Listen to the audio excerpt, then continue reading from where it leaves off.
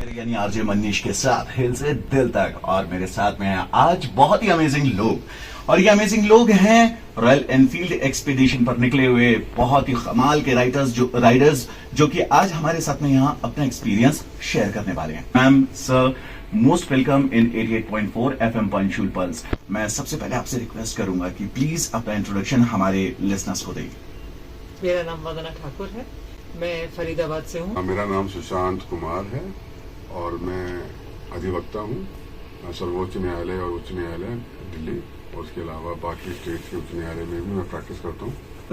मैं सबसे पहले तो आप दोनों एक तो बहुत ही अमेजिंग एकदम मेड फॉर ईच अदर लग रहे हैं साथ में, लेकिन ये मेड फॉर ईच अदर बनना भी मतलब क्योंकि जस्ट दिखना नहीं होता, बनना भी होता है। तो आई एम श्योर जब 28 साल आपने गुजारे हैं एक दूसरे के साथ में तो बहुत एफर्ट्स लगे होंगे और बहुत चैलेंजेस से गो थ्रू आप लोगों ने किया होगा।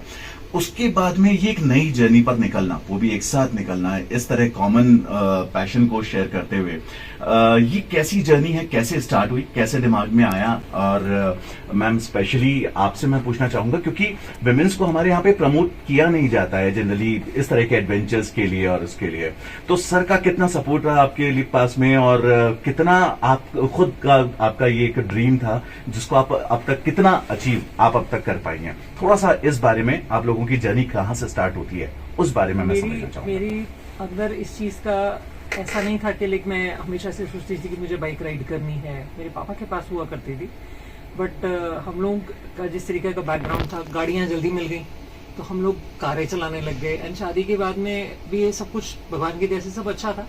बट सुशांत ने जब बाइक चलानी शुरू करी 2 साल पहले, तो मैंने इनको देखा और ये जब अपनी जर्नी आके इन्होंने मुझे सुनाई और मुझे लगा अरे यार ये तो बहुत अच्छी चीज है। और फिर ये मुझे लेके भी गए एक आध बार अपने साथ में, मीट होती है जैसे सब राइडर्स की। मुझे बहुत अच्छा लगा तो मैंने इनको फिर अपना इच्छा जाहिर की। मैंने कहा यार मेरे को भी करना है ये चीज, यानी सेड व्हाई नॉट।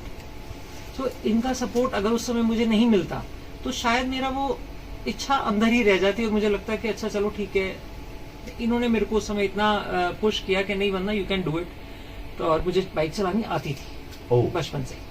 बाइक चलाने आती थी, पापा के पास थी, कजन ब्रदर के पास थी।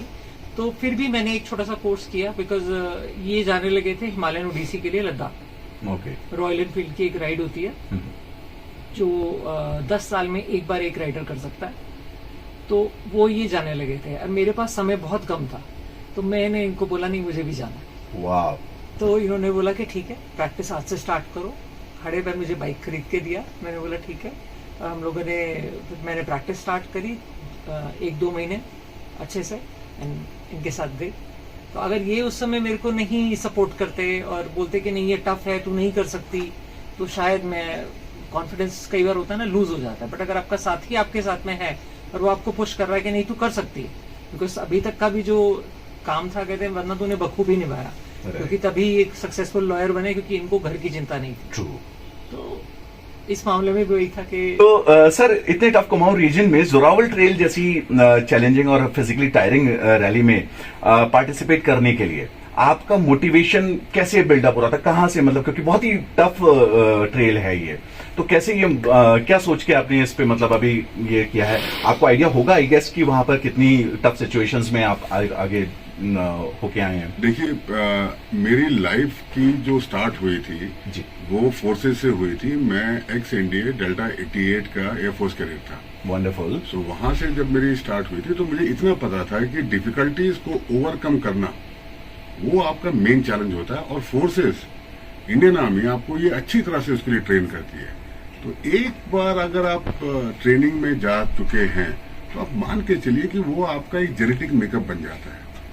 और वो देख के कहीं ना कहीं मेरी बीवी को भी लगा कि हाँ अगर ये कर सकता है तो मैं क्यों नहीं। अब इसको आप इक्वालिटी कहें या पैशन कहें, ये आपका नजरिया है, लेकिन उनका ये कहना है कि मैं भी कर सकती हूँ। I said go ahead and do it.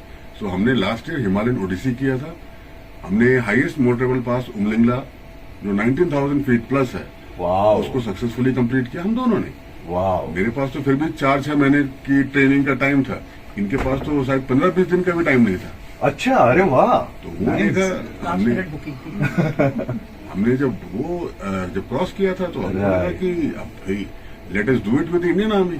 I mean what more better partner than Indian army, highly discipline, Absolutely. Inculcating, the every aspect of passion. True. Army कौन ज्वाइन करता है? पैसे के लिए कोई ज्वाइन नहीं करता है. It's all बिल्कुल, about बिल्कुल. passion. हाँ, It is in you. Correct. We thought कि अगर है ऑफ रोड है और टफ है टेरेन तो we'll tackle. We'll see. Wonderful ma'am, आप ट्रूली इंस्पिरेशन है। मतलब हमारे यहाँ की कुमाऊं रीजन की जो लड़कियां हैं, हाँ। डेफिनेटली ये जो आपका इंटरव्यू है इसको सुनने के बाद में ना जैसे गूजबम्स मुझे मिल रहे हैं, आई एम रियली श्योर उन्हें भी ऐसे गूजबम्स मिल रहे होंगे। और आज से 5 साल बाद 6 साल बाद ना हम आप जैसी किसी एक यहाँ की लड़की को या लेडी को ना डेफिनेटली ऐसी ही किसी एडवेंचर मैं तो को यहाँ की जो महिलाएं हैं उनको भी बोलना चाहूंगी। प्लीज आप मैं चाहूंगा कि आप उनके लिए कोई मैसेज दें। मैं उनको भी यही बोलना चाहूंगी कि उम्र में कुछ नहीं रखा कि ये सोचो कि नहीं जी हमारी तो उम्र बीत गई, अब हमसे इतनी भारी बाइक नहीं उठेगी। राइट। सब उठेगी, सब होगा। और ये जो राइडिंग एक कम्युनिटी है ना, ये इतनी प्यारी कम्युनिटी है कि इतना सपोर्ट करते हैं आपको।